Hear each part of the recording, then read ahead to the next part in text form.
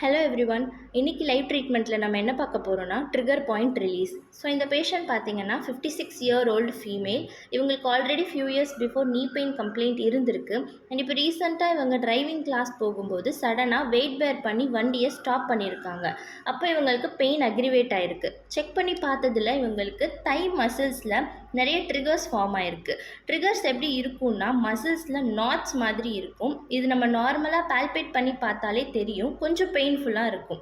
இதனால் அவங்களுக்கு என்ன ஆகும்னா மசிலுக்கு ஆக்சிஜன் சப்ளை குறைஞ்சிரும். இதை நீங்கள் ஃபர்தராக ட்ரீட் பண்ணாமல் விட்டால் நிறைய ட்ரிகர்ஸ் ஃபார்ம் ஆக சான்சஸ் இருக்குது. அதனால் சம்டைம்ஸ் உங்களுக்கு மசிலோட மூமெண்ட்டே ரெஸ்ட்ரிக்ட் ஆகவும் சான்சஸ் இருக்குது.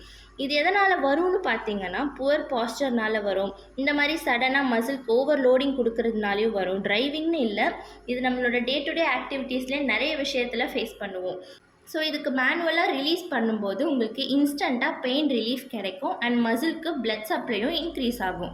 அண்ட் ரிலீஸ் பண்ணதுக்கப்புறம் ஐஸ் பேக்ஸ் அட்வைஸ் பண்ணுவோம், ஸோ தட் உங்களுக்கு அந்த சோர்னஸ் இருக்காது.